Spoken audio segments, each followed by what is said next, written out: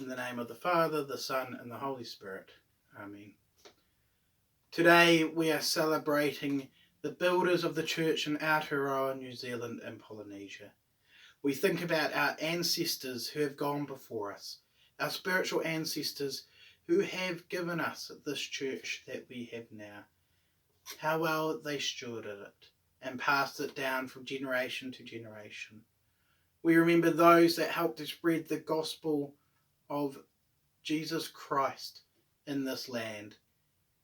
And we give thanks for them and for their hardships and for their work and their life throughout this time.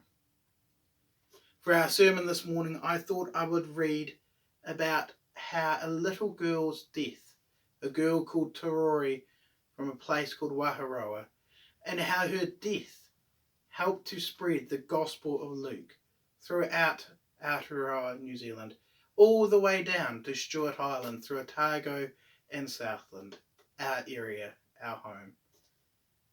Now, if you have heard this story, I would welcome you to listen to it again.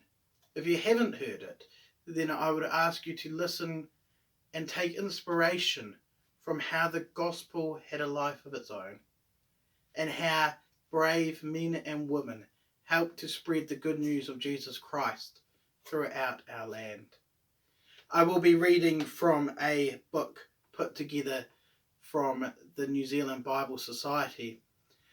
However, if you're wanting a wee bit more of a kid-friendly version, you can find this copy called Torori and Her Book, which was written by Joy Cowley. And this is available at most Christian bookstores, but also I have a few copies. So if you've got grandkids or you've got children, then I would invite you to let me know, and I may be able to pass it on to you so that you can read from it to them.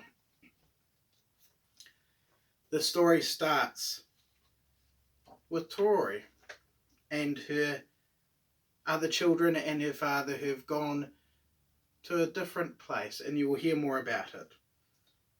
Here is the story of Torori. What was that? Chief Ngākuku listened carefully for the smallest sound. Something had disturbed his sleep. They had left Mata that morning, Ngākuku, and the missionaries and the children. Fighting had started again among the tribes, and the missionaries and Ngākuku thought it was wise to take the children to a safe place, his uncle's pa at Tauranga. Te Wairoa's pa was well protected with many warriors. They would be safe there. Yes, he heard it again. They were being attacked. He quickly shouted a warning to the others as he picked up his little son. They all ran for the shelter of the bush as fierce Rotorua warriors burst in on their camp. One or two of the children fell over tree roots as they were running into the cover of the bush. They were all afraid. When they had all reached a good hiding place, Ngākuku started counting. Wurumu, Moana, Torori. Where is Torori? Have you seen Torori? Fear caught at Ngākuku's heart as he realised his little 12-year-old daughter was missing. Had Torori been left behind? Earlier that night, as they were setting up camp, Torori had read from her little book and told them, "Do not be afraid. God will take care of us." Ngākuku remembered how he had sent Torori to Mr. and Mrs. Brown, the foreign missionaries, to learn to read and write. All the elders, and the young ones too, had sat in wonder as Torori had read to them from the strange signs in the book. She had called it the Good News from Luke, and she had written Ngākuku, her father's name, on the first page. This part of the Bible was one of the first books written in the Maori language. The book was full of stories of the great God who loved all men and women and wanted them to live in peace, not to keep anger, fear, or hatred in their hearts. But where was Torori now? Ngā heart was filled with fear. Had the warriors from Aotearoa, their hated enemies, taken her? When the fighting stopped and they thought it was safe to return, Ngā and the others crept stealthily back to the falls. What a mess.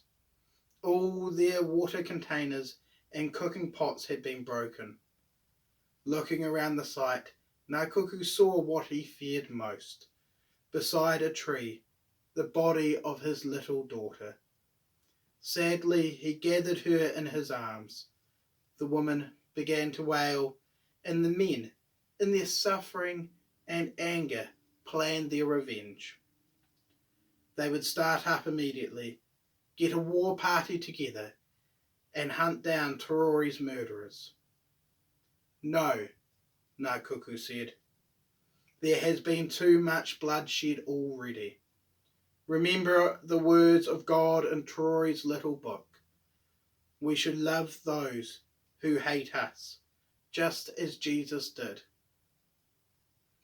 This was hard for the warriors to understand, but they could see their chief wanted to follow the way of God.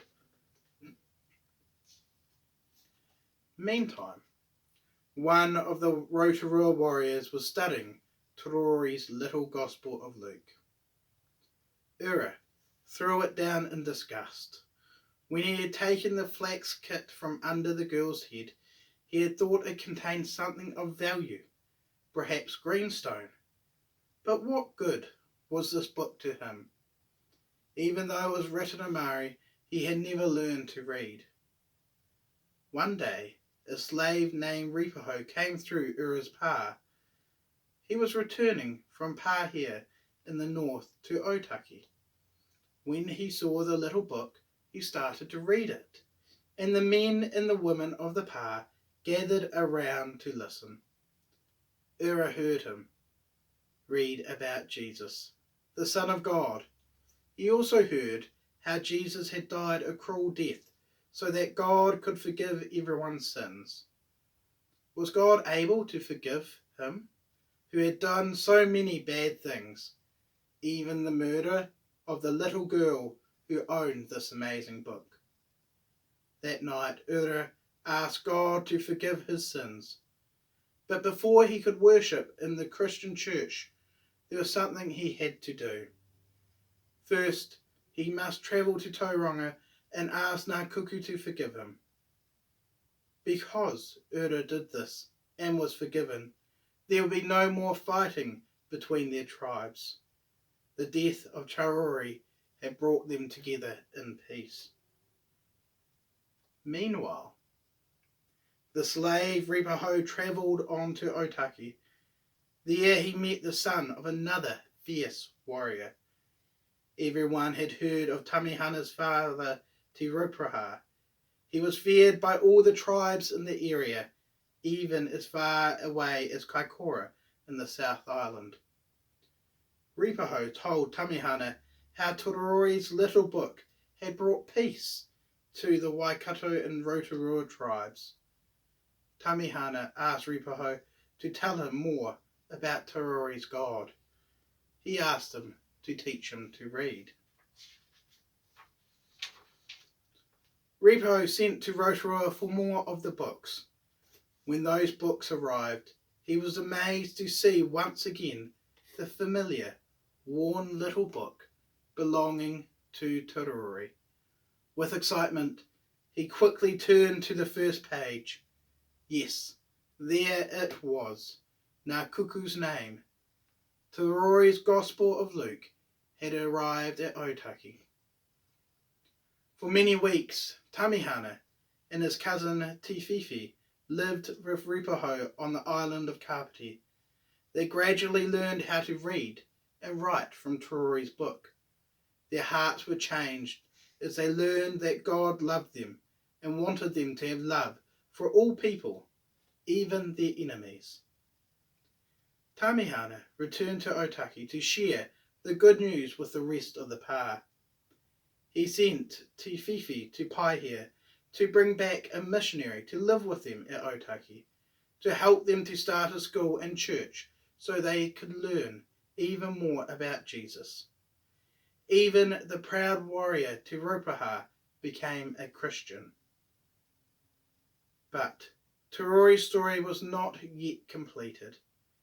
One day, Tamihana looked intently across at the South Island. Many of his father's old enemies lived there. He thought, they must also hear of God's love. After all, Jesus loved them too. So Tamihana sailed off in his canoe. For 14 months he travelled down the coast as far as Stewart Island. He told everyone he met, the people who feared and hated his father, the mighty chief Te Raupaha, the message of God's love and peace. The people were amazed, and many believed this good news. 6 years later, Bishop Selwyn started his first missionary journey to the South Island. To his amazement, he found the tribes living in peace and following Jesus. They had learned to read and write from the Good News book belonging to Te Rori. So, the cruel death of this 12-year-old girl, Te Rori, had changed lives and brought love and peace to thousands throughout Aotearoa. So that is the story of Te Rori in the Gospel of Luke. I had the privilege at the end of 2019 to be able to go and visit Te Rori's grave, which for me was a very special place. We also visited the site that they were camping on by the waterfalls when they were attacked. These sites of pilgrimage are important as they tell us about the church being built in our place.